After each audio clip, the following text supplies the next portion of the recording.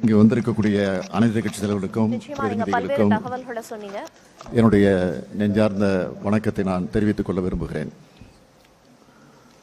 தமிழ்நாடு அரசின் சார்பில் உங்களையும் வருக வருக என்று நான் வரவேற்கிறேன். தமிழ்நாடு மிகப்பெரிய உரிமை போராட்டத்தை நடத்த வேண்டிய நிலைமைக்கு தள்ளப்பட்டிருக்கிறத உணர்த்துறதுக்காக தான் இந்த அனைத்து கட்சி கூட்டத்தை ஏற்பாடு செஞ்சிருக்கிறோம். தொகுதி மறுசீரமைப்பு என்னும் கத்தி தென்னிந்தியாவோட தலைக்கு மேல தூங்கிக்கிட்டு இருக்கு. இதனால தமிழ்நாடு கடுமையா பாதிக்கப்பட்டிருக்கு. இன்னைக்கு தமிழ்நாடு 39 நாடாளுமன்ற இதை குறைக்கிற அபாயம் நெருங்கிக்கிட்டு இருக்கு.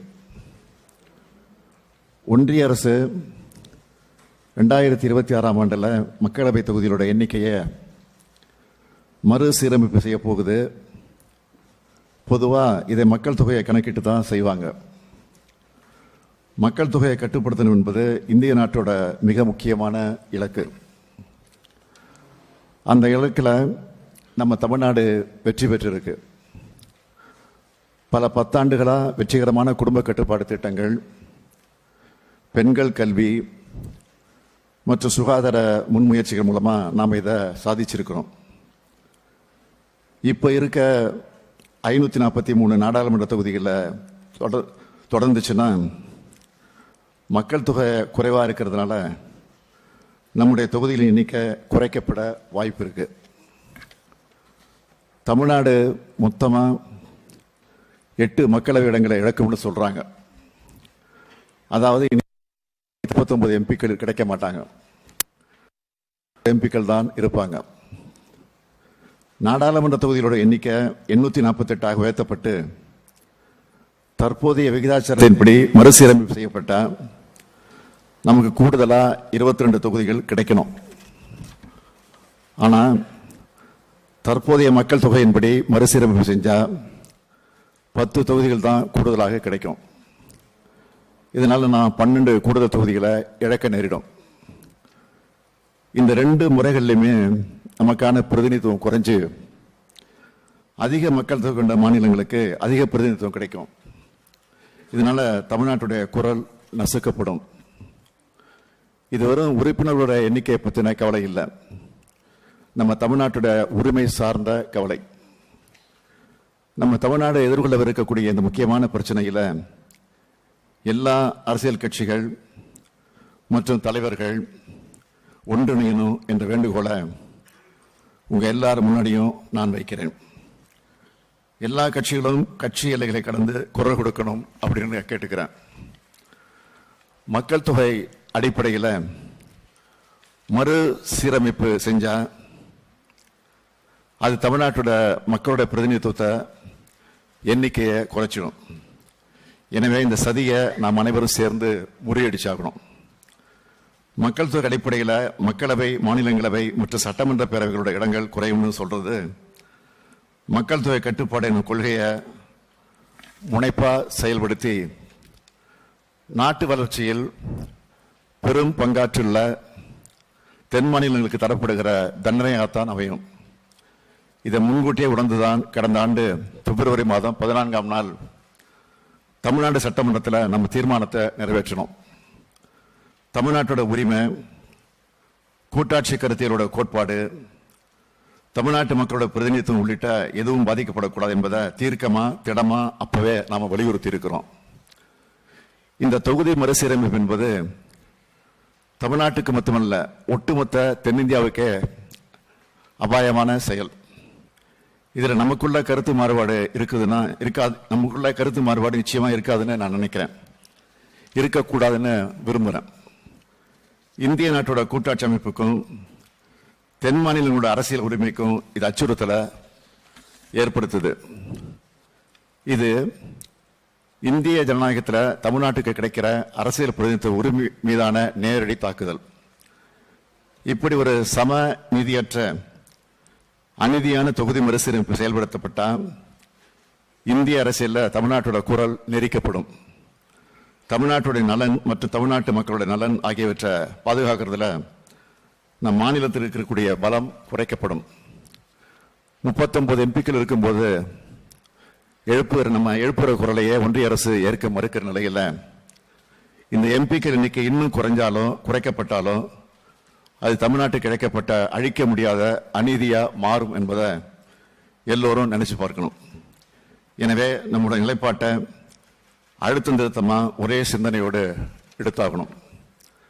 வர இருக்கிற இல்லைன்னா எதிர்காலத்தில் நடைபெற இருக்கிற மக்கள் தொகை கணக்கெடுப்பு அடிப்படையில் மேற்கொள்ள இருக்கும் மக்கள் தொகை அடிப்படையிலான தொகுதி மறுசீரமைப்பு, அந்த சீரமைப்பை நாம் கடுமையாக ஆணித்தரமாக எதிர்க்க வேண்டிய காலகட்டத்தில் இருக்கிறோம்.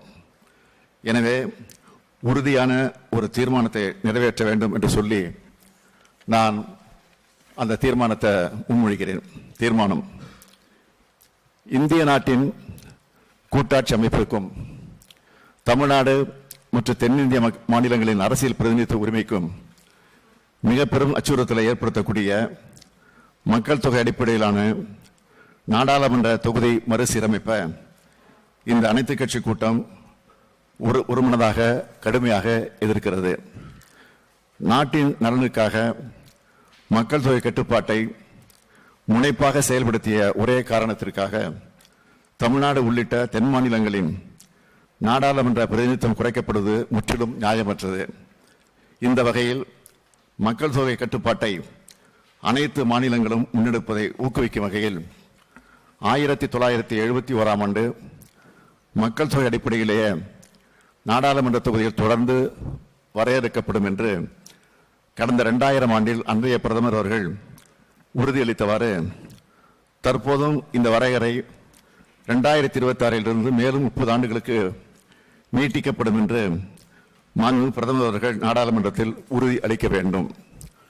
மேலும் நாடாளுமன்றத்தில் தற்போதைய உறுப்பினர் எண்ணிக்கை உயர்த்தப்படும் பட்சத்தில் 1971ஆம் ஆண்டு மக்கள் தொகை அடிப்படையில் தற்போது நாடாளுமன்றத்தின் இரு வகைகளிலும் மாநிலங்களுக்கிடையே எந்த விகிதத்தில் தொகுதியின் எண்ணிக்கை உள்ளனவோ அதே விகிதத்தில் தமிழ்நாடு உள்ளிட்ட தென் மாநில தொகுதியின் எண்ணிக்கையை உயர்த்துவதற்கு தேவையான அரசியல் சட்ட திருத்தத்தை மேற்கொள்ள வேண்டும் என ஒன்றிய அரசை இந்த அனைத்து கட்சி கூட்டம் வலியுறுத்துகிறது.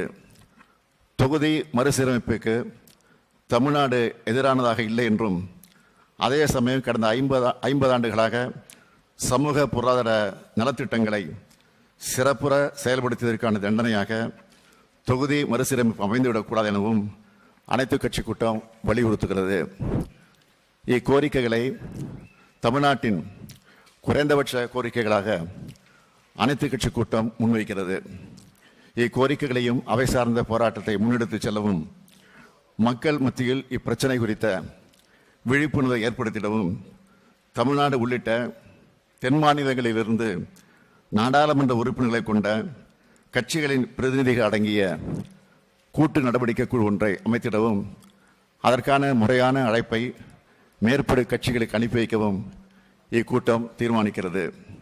இந்த தீர்மானத்தின் மீதான உங்களுடைய கருத்தை அனைத்து கட்சி தலைவர்களும் பதிவு செய்ய வேண்டும் என்று கேட்டுக்கொள்கிறேன். மீண்டும் உங்கள் எல்லோருக்கும் என்னுடைய மனமார்ந்த நன்றியை தெரிவிச்சுக்கிறேன். நன்றி, வணக்கம்.